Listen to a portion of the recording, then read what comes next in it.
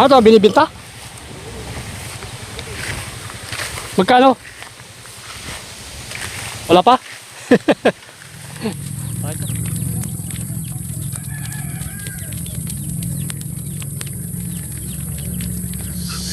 Okay, magandang buhay sa ating lahat.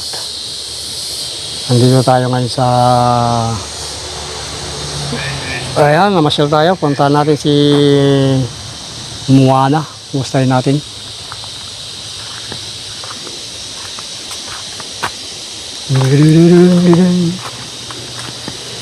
Bayabas. Labang hinog.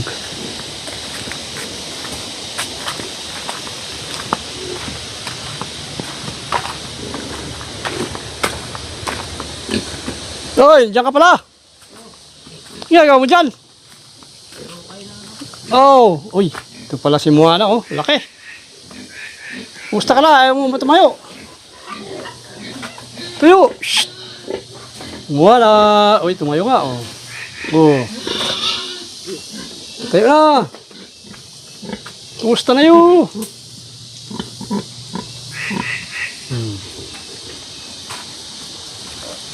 Haba.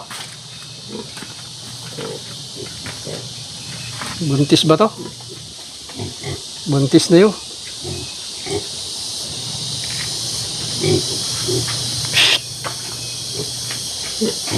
Tiyo, tiyo. Ayaw tumayo man.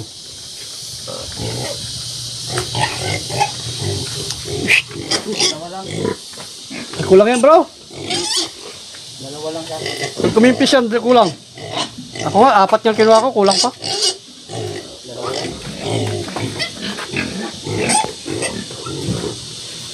Yan, kumukuha pala kami ng kwan, ng tawag dito. Araw. Araw ba to? Oh. Yan lang. Kaya pang to ulam. Oo. Kunti yan. Pag umimpis yan, nagluto. Kunti. Hihingi ako. Kulang na.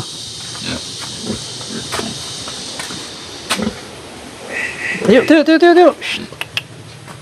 Tayo. Yo. Oh. Parang kimpis ah. Diyan oh. Mas pa rin. Sabak yan. Hindi pa yata buntis ah. No? Palagi nakadapa na higa. Yan ba? Oh, mali pala yung estimate ko. Kala ko mitin. Ako mitin to eh.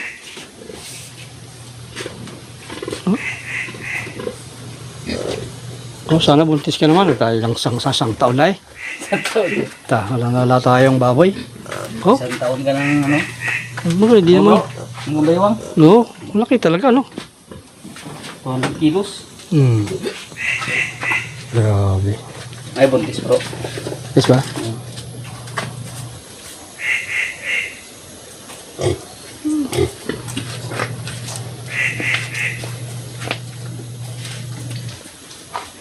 Hindi pa kumakain no? Ano yung dito niya? Yung Yung katulad nakaraan tipis. laglag na. Nakaraan yan eh. No.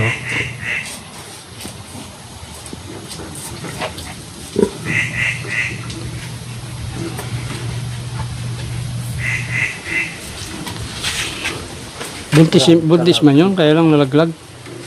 Oo, na ano. May dalawang lumabas eh, nung pinurga ko eh. Ang laki talaga. Oh. Oh, talapad na. Ilang kaya anak niyan? Marami yan, no? Siguro, 15. Bawi si Juan. Ah, butis nga, oh.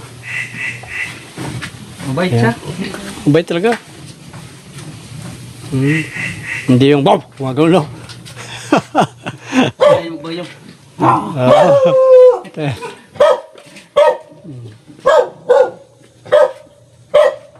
Oo, bayabas. Ito pala bayabas, oh, lalaki, oh.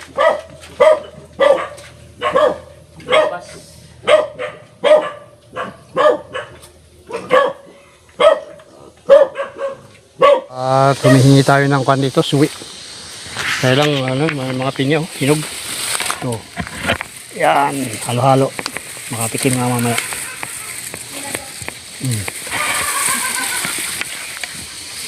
Pinya. Ayun. Makakatikim tayo ng pinya. Pinya apple. Ayan, hindi tayo naka-jacket ah.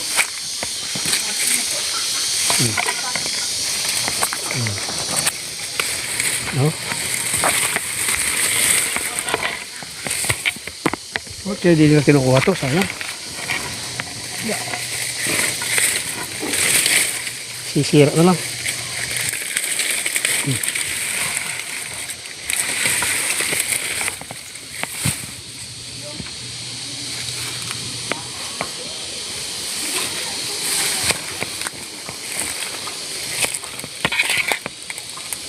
Kailangan ko ng suit. Hindi na tayo nakakuha ng suit.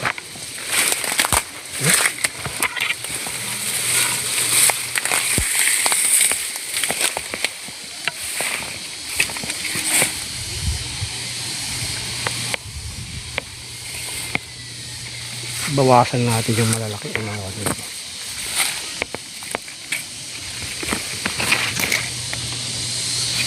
Malalaki to.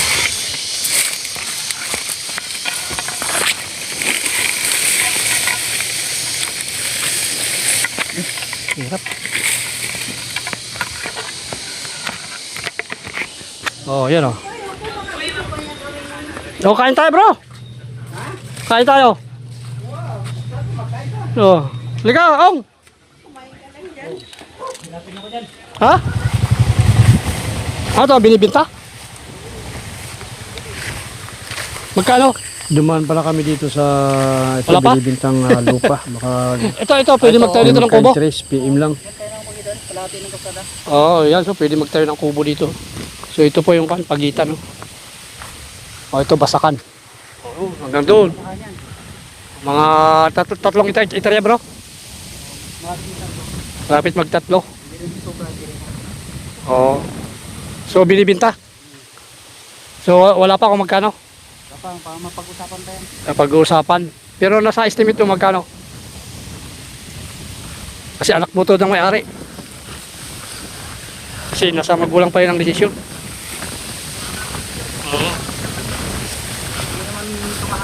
Oo. Ito, may title to bro? Ito na doon Isang hektarya? 1.5 hectare. Ito na doon. Ito na doon. Ah, ito. 1.5. Yung kasunod doon. May ano din yan, may papel din. May papel. Okay, so ito po. Ang ganda oh. Ang ganda ng location oh. So kung gusto nyo adventure, yan po. Yung marami pong kuiba dyan oh. Yan. Maraming kuiba yan. Pwede po magtayo dyan oh. Kalsada, pwede pong pasukin ng sasakyan. Itong bukid namin, ano to, ang bakod ay marmol. Marmol. Tingnan nyo. Yan. Bakod kami ng marmol, bato. Kabundukan. So may basakan ka na, pwede ka pang magkwan dito. Kasi ito, pag na-develop ito bro, gandang kwan na to, no? Develop na. Di yung kwan ba, yung kwan dyan, yung... Ay, meron diyang i-open na, ano, delight hole. Delight hole. Nandiyan po yung delight hole. Ito pang daanan mismo. Kung magkakaroon ng tourist na pupunta dyan, dito dadaan na. Kung magbinegosyo kayo, maganda. approve yan. Delight hole. So ito, ano po, Dahil nandyan ang inflow o pasukan ng tubig papunta ng underground river. Saka napakarami pong kuiba dyan. Napanood nyo yung anong vlog namin ni bro. Maraming kuiba dyan sa mga marmol na yun. Yung panghuli namin ng L, yan. Kunin mo na. Investment. Sa po ito, mula dito hanggang sa may kalsada, main road. Kwan lang, 2 minutes. Nandito. Ano. Yan nga, may kubo na. Ayan. So yan po, nandun na yung sasakyan. Makapasok po dito ang sasakyan, van.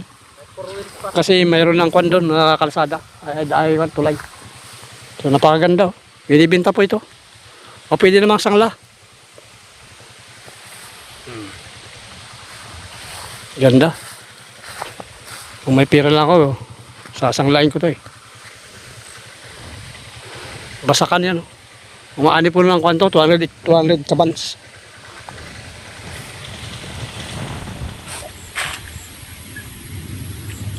Ayan, tapos natin pinuntahan si Moana. Ito, mag-aabono naman tayo sa ating sitawan. Ito po ay pinaghalong complete sa urea. Lagay natin tag-isang takal nitong sardinas lata sa isang ito. Ika tayo dahil nakapilok tayo kanina nung tayo dumalaw dun sa ating baboy. Ay, papilok.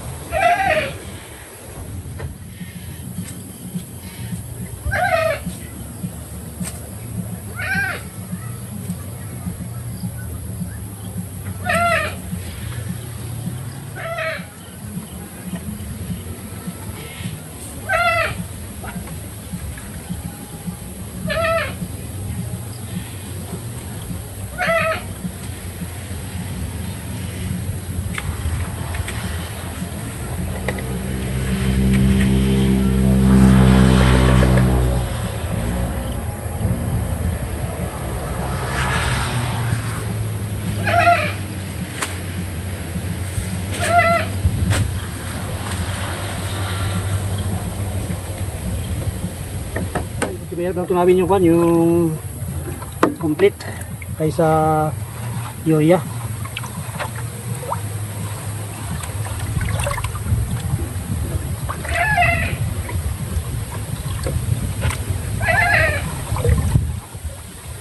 Ang ganda lang tingnan, no?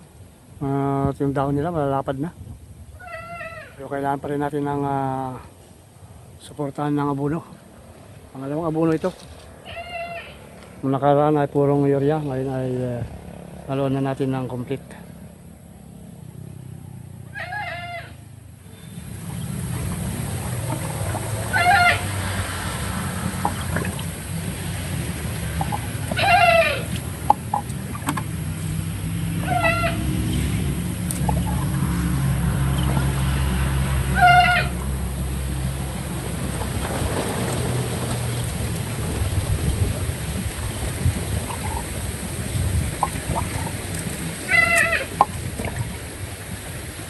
Yan po yung lalagyan sa pagitan ako. Pagitan ng sitaw. Puno ng sitaw yan.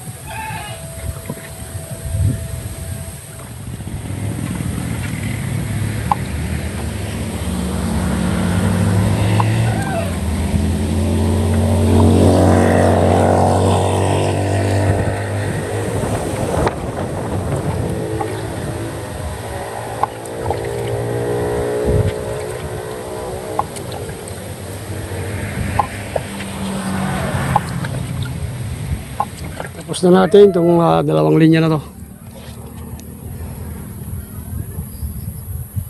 Ito naman yung panghuli.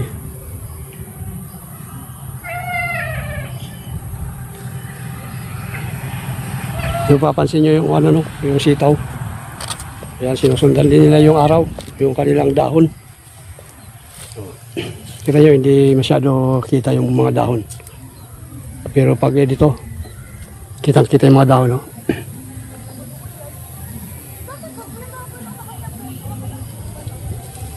Dito tayo sa kabila naman.